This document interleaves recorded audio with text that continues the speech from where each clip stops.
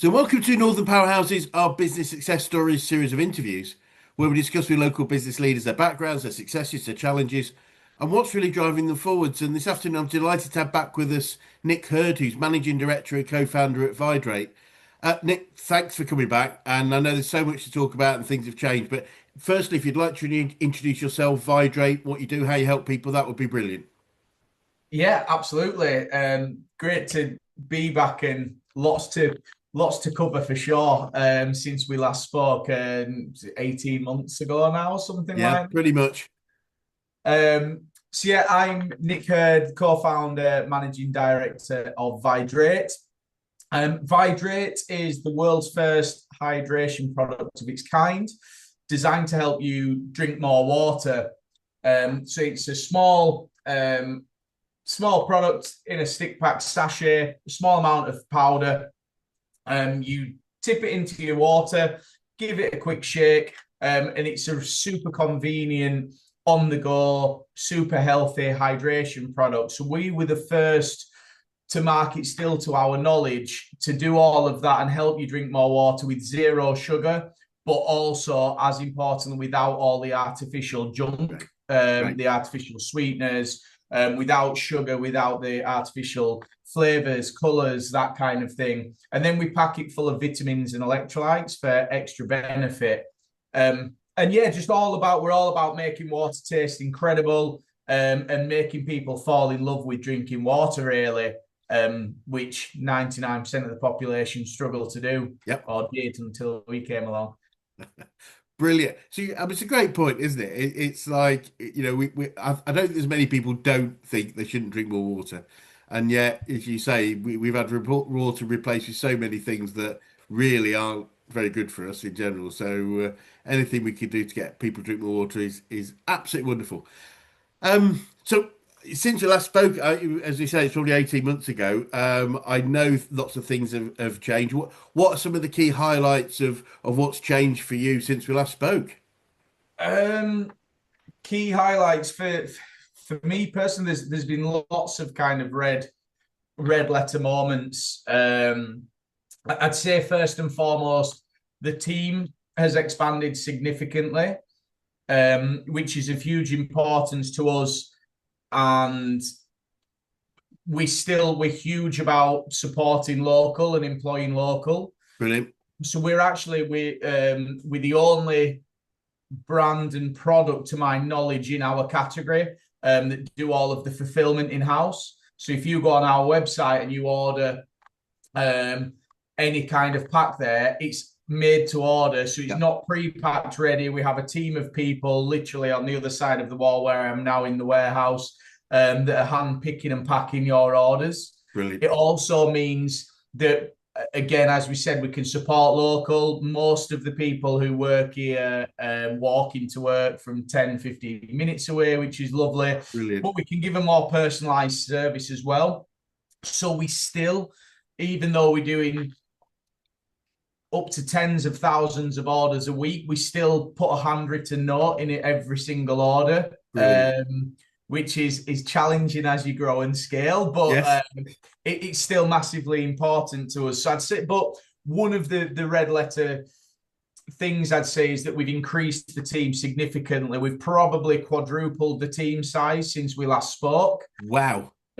just in fulfillment alone, Wow. and literally, um, in last week and over the next 2 weeks, we're probably increasing it by another 50%. Brilliant. So some good growth there.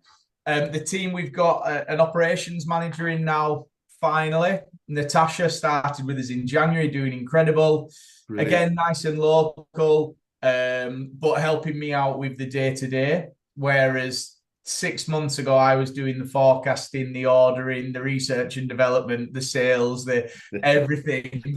It's a big chunk off my plate now. So yeah, and then the final one is really exciting. Uh, Really exciting as well is one of our founding investors, Guy Lawrence, very, very experienced ex-CEO of Jägermeister, but background, very senior positions within Guinness and Bacardi and Brockman's Gin.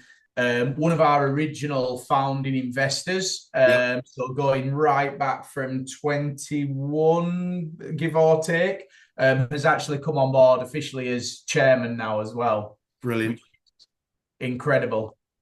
Brilliant. And that's a really good point, actually, because just for people that are watching, what are some of the things the chairman does that helps and supports you? Because I think the role of chairman is something a lot of people feel is a long way away from the, especially owner managed businesses.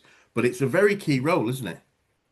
Yeah, I think I'd say it's probably different to a lot of businesses. I'd say that I'm very fortunate myself and Guy have a very good working relationship. Yep. So Guy has a lot of, I suppose, the kind of combined. Guy's probably been, well, he's been more of a mentor to me than a chair or anything like that. And I Yep. suppose that's where the conversation of chair came along. It came from a few things actually. We used to speak all the time, and I got great insight off Guy. The things he put in place, the experience was just Yeah. incredible. Brilliant. For one, and we worked really well as a team, which I think is a big thing. We were very he always says that I'm very coachable and I can take things on board and not take I can take constructive criticism Yep. well, which is quite difficult from what he says, and it's not as normal as some people would like to think. Um, for me, to be honest, it was more about the governance side Yep. of things. So Yep. part of it was governance, but part of it as well was massively on the accountability. Yep. Although it didn't work like this because myself and my business partner Rob's, we get on very well, but I didn't like the fact almost that I had full autonomy, not full autonomy, do you know, but too much Yep. autonomy to make a decision. Yep. And although we had people like Guy and our other founding investors, Bob and Andrew, we had a lot of people there to bounce ideas off. It in my eyes, I didn't like the fact that it was kind of an open playing field. I like the fact I like to be challenged. I like to Brilliant. be questioned. So that was it for me. And I suppose on the day to day, there's lots that the chairman does. The main thing for us is it's that accountability. It's that second voice. That when I look to do something that I get asked why six Yep. times on the same question, and I've got to kind of really delve into it. Yep. And it's interesting. There's a lot of times that on the third or fourth why I start thinking, well, do I actually need to do this? Yes. Yes. Um, what's really made a difference going back to team is getting away from that startup business mentality Yep. Brilliant. of literally the office that I'm sat in now, I built myself by hand and plastered and things like that, which was one of the many jobs I did when I was starting the business up. But it's getting out of my way to know that you can't do everything and you can't do everything well. Now, although I never did the things that I was doing, I didn't do because I thought I could do them better than anybody. It was mainly that startup mentality of saving money and being Yes. very cautious with spending. I suppose in a startup, it's a big thing, but a startup as a Yorkshireman's probably the worst combination ever. But just that kind of thing of getting me out of my comfort zone to actually spend money investing in that kind of thing, and it's proven incredibly valuable. Uh, It's really funny you say that. I remember in my first business, I had I remember a Scottish client, and I remember him standing. I still remember him sort of leaning on the filing cabinet and telling me that the definition of a Yorkshireman was a Scotsman with all the generosity taken out of him, um, Yeah. which I liked. What I have found though, and I think you've highlighted that really well, is quite a few of my coaching colleagues said, look, Yorkshire's going to be tough. When I start, Yorkshire's going to be tough because Yorkshiremen are notoriously, yeah, sparing with their money. But what I've found is that's very true. That's very true. But when they see a bargain, an investment that's going to work, then they're all in. And I don't mean jumping in, but I mean they really get the idea Yeah. of a bargain. And I think our job in general, across the country, but in Yorkshire especially, is to demonstrate something as a bargain. You're going to get way more back than you put in. And if you do that, and that's just true of sales in general. Yeah. Yeah, Yeah, absolutely. so it's no, I think that's brilliant, and I think highlighting, what you described with the chairman's role and stuff. And again, I've found working with very successful, driven people is, and we don't like being told what to do, but we really do like challenge, if Yeah. that makes sense. And that approach is so key. Someone that tells us what we should be doing, typically that becomes quite boring after a while, quite quickly. But somebody that just says, "Well, why? Is there a different way? Is it absolutely necessary? It's so valuable." So, I mean, amazing stats. So, if you said four times and then you've 50% more. So that obviously, I would assume sales volumes have increased in a similar way or more. With that, with the, Yeah. Yeah, I mean, just this year, last year we had another year of well over 100% growth. I think it was 140% or something well growth done, last year. We finished really on well just done, more. And year to date versus year to date last year, it's 205%. Um, amazing. so it's yeah, very good. I mean, a few difficulties come with that, and our whole thing is about community and about the customer being first, about doing things locally. When you set out with these very difficult things, even to start with, but to set out and scale and keep them the same, it Yep, becomes very difficult. yep, Um, but we're managing to do it, and we're managing the big thing for me, the thing that's kind of a non-negotiable is we're managing to scale and be true to ourselves brilliant. and keep those notes in. I'm not saying it's something that you can do forever. I can't see them going, but keep those notes in that we've been told for the last 3 years, get rid of them and stop doing them by business specialists and things like that. Keep those in there. I've been told to stop doing the lives and the updates where I go live on Facebook. I did one on Sunday, Bank Holiday Sunday, just 'cause that's when it fell. All those things that were kind of true to us, uh, Yes. we stuck to, and if anything, we're investing in more. But Um, and even the locality, I was looking on Bank Holiday yesterday, I think it was it Bank Holiday Monday yesterday? I was looking at new properties and premises, and we kind of fairly there's kind of a stricter criteria with us than with most. As I said, a lot of the people that work for us have been here for a year or two now, and are all local and walk within 15 minutes. So I've got to try and find somewhere that's good for public transport and things like that because yeah, we're the same team. So it's I'd say I'd imagine it's quite easy or it's easier to scale. It's very difficult to scale when you're trying to keep all of these things that are very important to you and that kind of be guided by that moral compass as well, both for customers and for members of staff. uh, brilliant. I mean, I honestly believe, and I've seen it time and again, and a lot of people say, well, your culture has to change as you grow. And my absolute belief is growth is caused by maintaining culture. Yeah, It's that way around, not grow. You manage your culture based on your growth.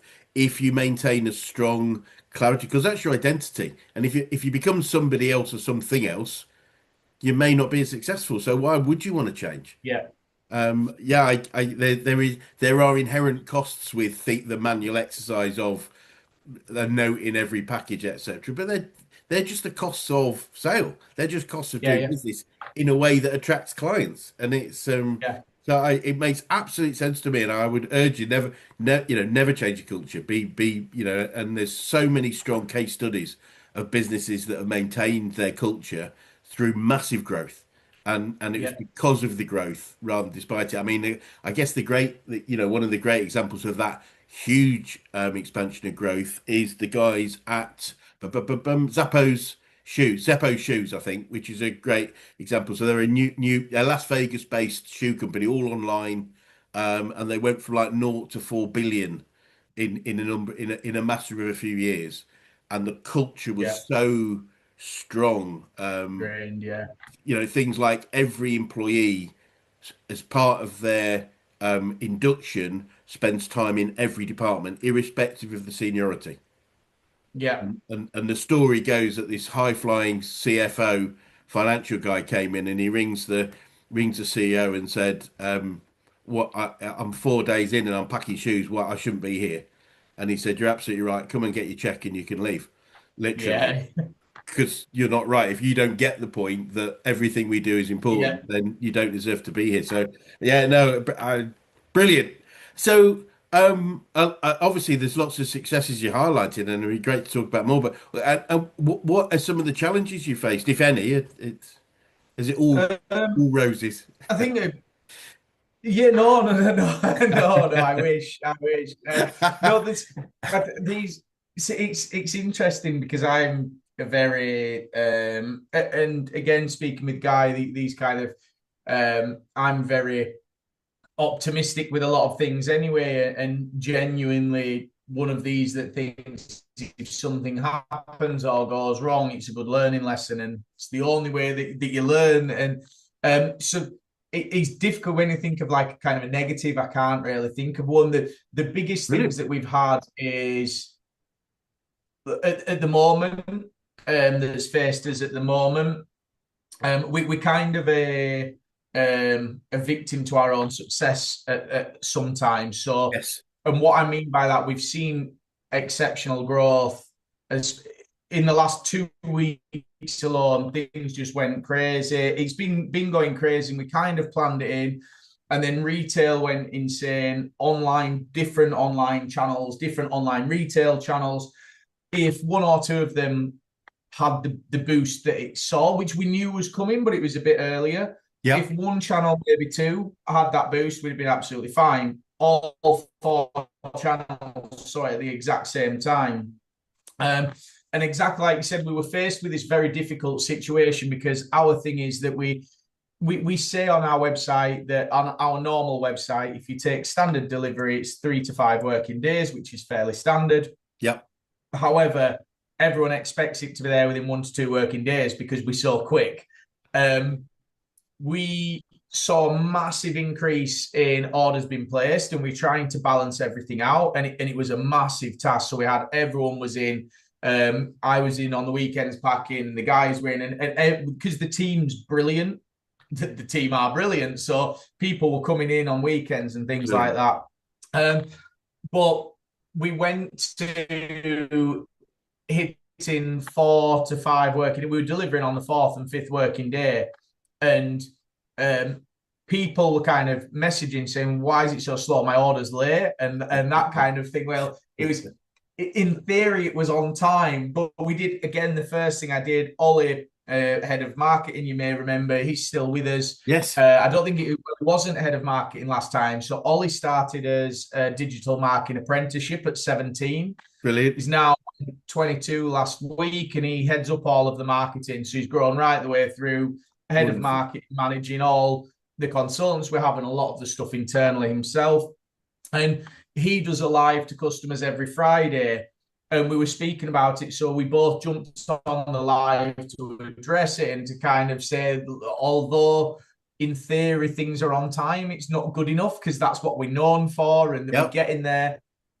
But back to the question of so that was difficult because we don't like letting anybody down, especially a lot of customers. Yep. But the other kind of issue that we had was getting staffing quick enough because exactly as you said, we're so fussy. We put an advert out for fulfillment positions, and within 24, 48 hours, we had over 100 CVs.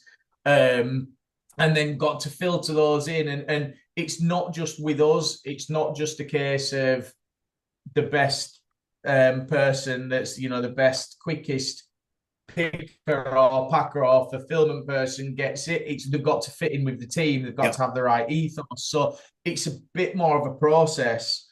And interestingly, most of the people that work here. In fact, I'd say everybody that's in here, we've taken on two or three new hires again last week. They're the only exception to this. Everyone that works here has been recommended and referred, and we get probably 5 a week. I know Frank works there. He says it's absolutely incredible. Do you have anything going? And then they will vouch for them. They've heard it's an amazing place, so they come in. And every member of staff in fulfillment, Ella, who heads up the fulfillment, she started. I'm good friends with her fiance, and he said, "Oh, can she come and do a day or two a week? I know that you're struggling." So she did. She's now the head of fulfillment Brilliant. after nearly 3 years. Taylor, exactly the same. One of my wife's best friends, put her forward, said she's looking for a day or two. She's now basically she supervises all about there because she's been here 2 years, and it was just more. A lot of people that Wonderful. come are kind of, I'm between jobs. Can I come and do? I really want to enjoy something until I get this role that I'm looking for, and then just never leave. It's kind of Brilliant. it's a really nice thing. But as I said, it's the first time that we have taken new people on where it's been done through CVs and not just referrals. But again, it's working so far. Amazing. Amazing. It's great to hear that you're again keeping that culture strong, getting a cultural fit. So real key. I mean, it's something our whole recruitment process is based on that idea that most people recruit on experience but sack on attitude. So our proposition is let's Yeah, recruit on attitude. Most experience can be trained. You might have a base level of experience if it was something specialist, but yeah. in general, most skills can be trained. So let's get people that want to work with us and for us and want to be part of that team and culture, and you're on a winner straight away. Speaking Yeah, of wins, and that, to be honest, that's our exact ethos as well. brilliant. Brilliant. There might be something I can, it might be with them when we finish. I'll just talk to you a little bit about, because we operate a group recruitment process, which means that you can get a lots of people together and make that process a lot more rapid by getting together as a group to start with, because then basically Okay. the people that really love it come forward without Yeah. needing necessarily to weed through lots of CVs and or have lots of individual interviews. But we'll cover that later. One thing I find, obviously, you've had lots of achievements and wins over the these last few years, and even when we interviewed last time, I found lots of entrepreneur driven people aren't that great at celebrating their wins. How about yourself? Are you good at celebrating wins, or are you focused more on what you haven't achieved Um, yet rather than what you have? uh, I try, and I'm trying to get better at it. The problem is, it's always been, and I don't think it's to be honest. Myself and Ollie do probably more in, and it's more small things where a memory pops up on one of our phones of something that we posted, Oh, brilliant! or an example of when I was saying to Ollie was going to come with me to look at the new premises, but he wasn't in town, so, and it was a fairly last minute thing. And we were kind of saying, do you remember when we got this place here and we'd moved in? We just had the biggest order delivered that we've ever got. This was only August last year, so what's that? 8 months ago, something like Brilliant. that. Biggest order ever delivered, and it didn't even touch half of one wall before racking and everything. And we said we're never going to fill this, and now we get. And literally, I showed the picture of this new place that we're potentially looking at, that's 4 times bigger than this, and we're still keeping this as well. Yep. And I was like, we're never going to fill that. And he was laughing, saying, "You said that 8 months ago." And so a lot of the things are like that. Or when we said, "Do you remember when we said, oh, imagine when we've got more than 3 flavors and now we've got 15?" And just so it's mainly things like that. Although we don't celebrate anywhere near enough. And I think it's a blessing and a curse in that one of my best kind of qualities is that once I've done something, it's kind of okay, now on to the next. What's that next step? What's that next hurdle? And always looking forward. Because of that, it is a bit of a nightmare because you don't actually stop to think, actually, Yeah. we've done quite well here. And especially all the adversity of the amount of recessions we've been through, the global pandemic we've been through, the Yeah. fact, the little things like, Royal Mail have put the price up probably probably 10 times since we started. Right. All the suppliers have, and I've only raised my prices once to customers in 6 years, and that's on 2 or 3 SKUs out of 60. So all those kind of little things, knowing's the answer that we don't celebrate enough. We are trying to get better at it. And It, tried so on Friday as an example, it's been a tough month or two in that, as I mentioned, with the growth and kind of being behind with or being at the lower end or the slower end of order processing than we normally are.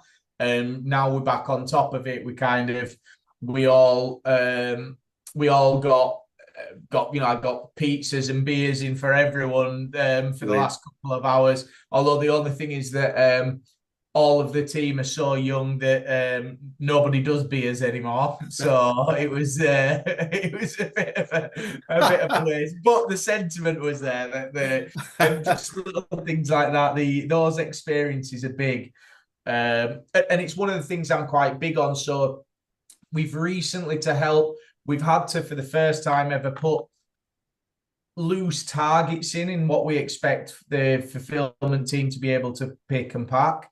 And I could feel there's a bit of unease or unrest, and I sensed that the feeling was if you get given a target and not and don't have things explained, automatically the first thing that you think is it's all about the profit that the company is making, they're trying to make more. Right. So literally after a week of the target being in place, I gathered the whole company around and was just kind of explaining that although that's slightly part of it, that's not the thing at all. It's more the reason that we had issues in terms of the staffing is we didn't have a very clear number of how many packs we can get out per person. If Yes. I'd have known that, and again, because we've never wanted to put that pressure on, because everyone works hard and the numbers go out and we know it's there. But without that, as we grow and have very quick basically seasonality and things, it's difficult. And as soon as I got all of the team around and explained it, everyone was kind of like, all right, yeah. And I was almost saying, I don't really mind if we have to get somebody new in. Yeah.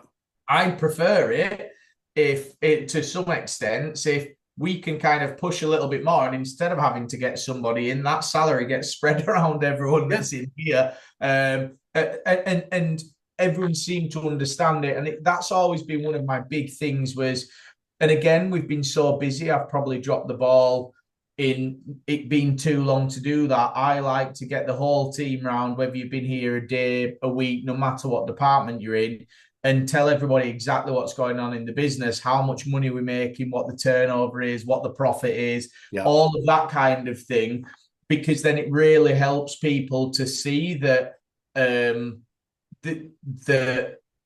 it's really, really easy to be kind of involved in that process and be involved in the company. I remember I always told the story that there was a company I worked for that set me a sales target. And I think they set me a sales target of £300,000 and I hit 1 million year one, brand new channel. And I was like, I'm in for a good bonus here. Brilliant. And I think I got like £400 or £500. And I was like, just made you £1 million.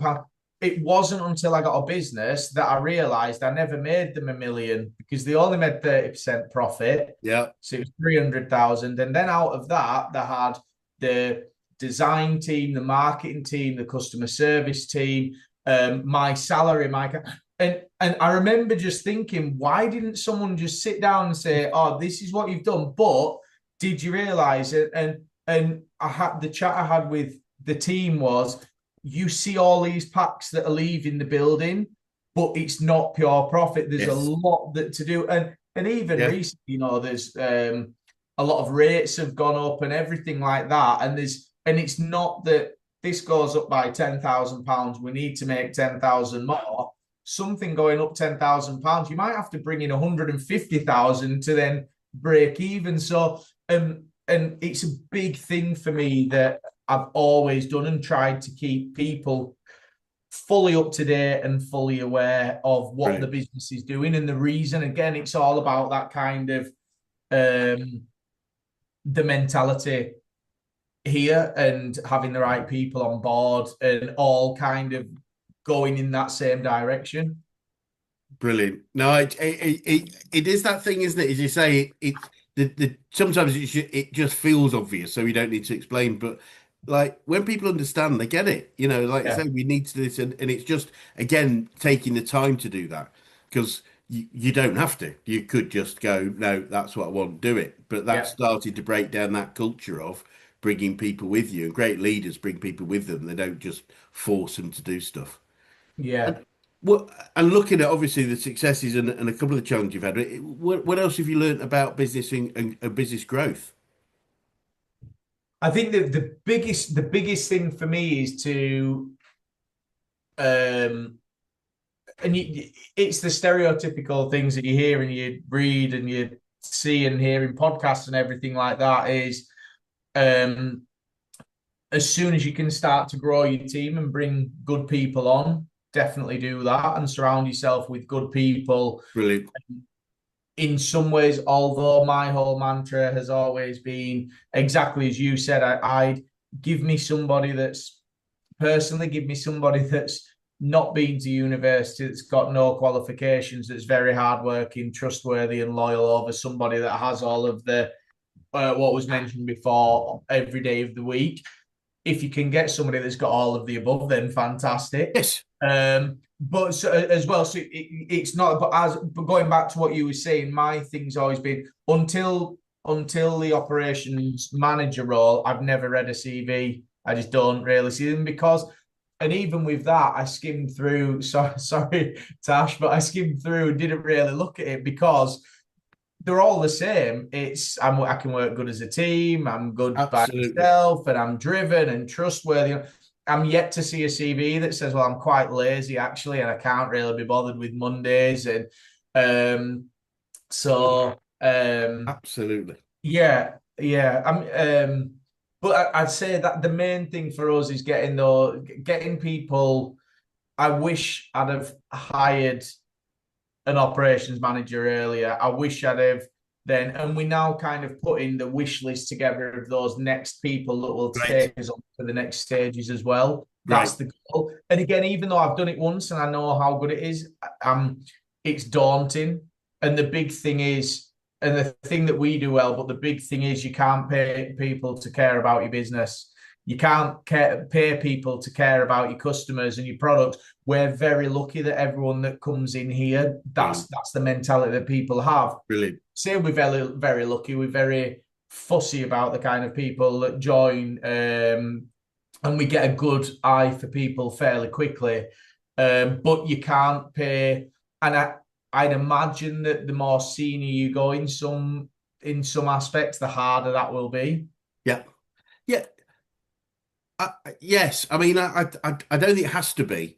It just means you have to look harder. I think Yeah, that's the thing I always say to people. So we can't find great people. We say great people are in abundance, but not maybe not as abundant as they used to be. We just got to yeah, work harder to find them and attract them. yeah, But obviously, you've done a pretty good job of that because you will find those people, and you know it's just understanding. But part of that is the marketing for them.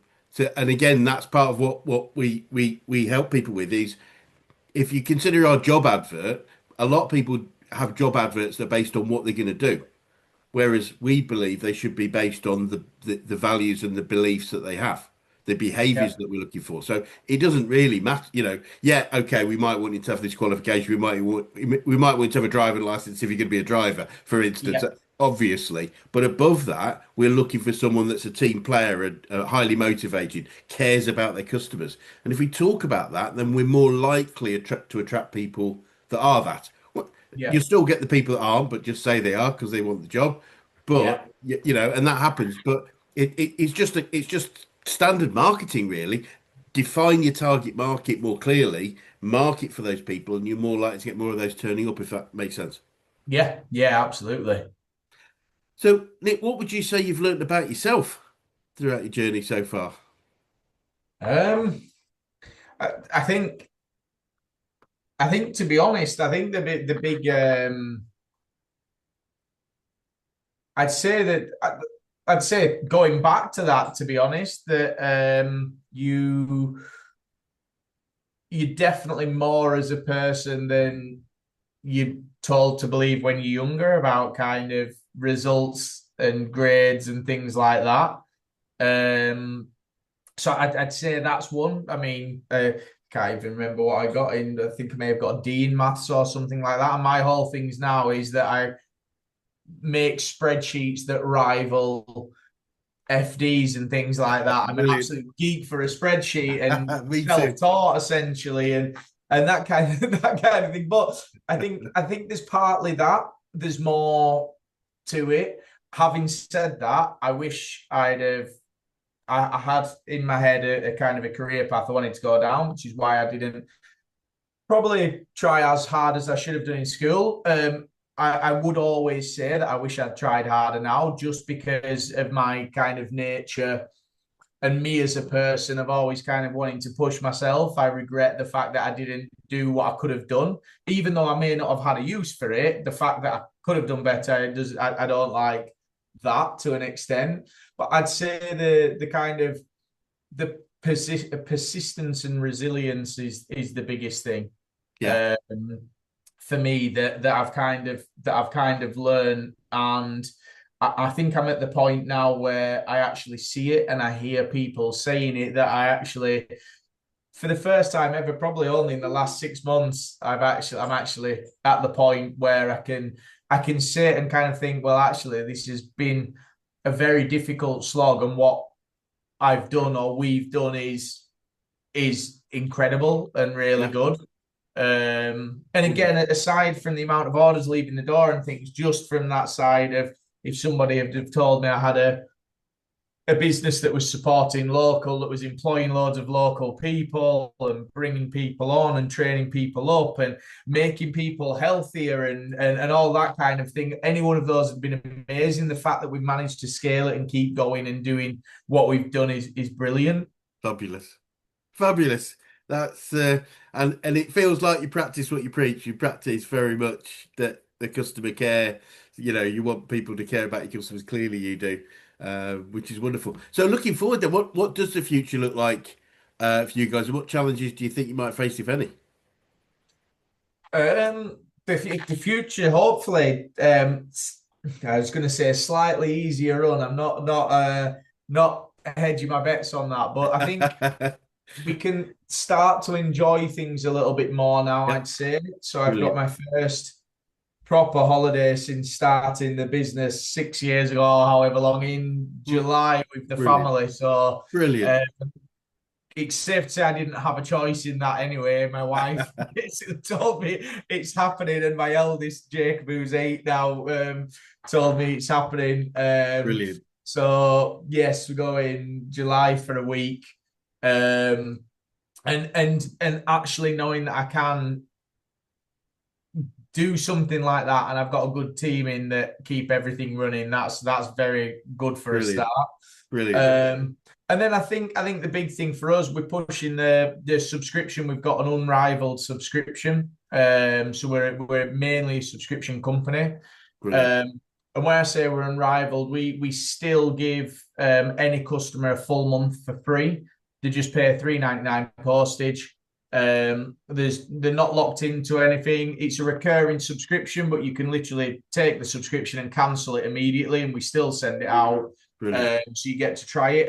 And the reason that's rare, we're the only company that dare to do that, which says everything. We're that confident that people love it. Brilliant. We'll do that. So our honest goal moving forward is we want to be in 200,000, 500,000 houses with subscriptions that we kind of the whole family are enjoying and benefiting. And we see so many amazing comments from customers about how the life's turned around, they've improved the sleep, weight loss. We've had people that used to have vitamin B12 injections that have said they don't need them anymore. And just alertness, people coming off energy drinks and things like that, people losing weight, all these kind of things, because people don't realize that it all comes from water. Like, water is in my eyes, it's the single best thing for anybody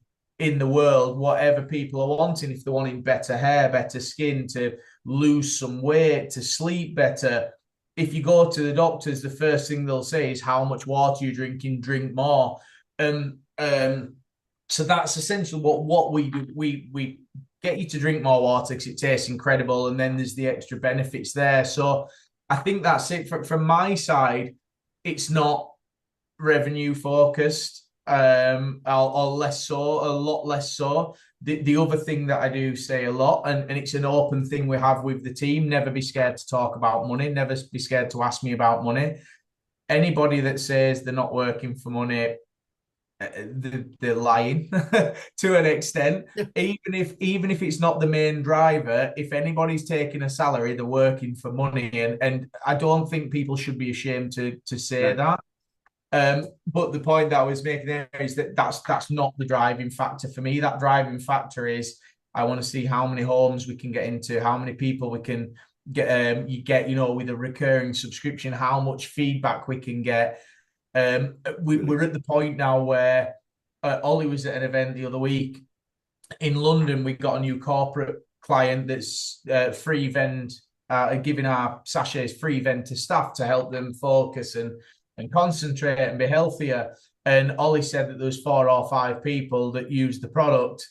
Not long ago, we had a lot of police services in the UK calling up, asking if we can help, if they could.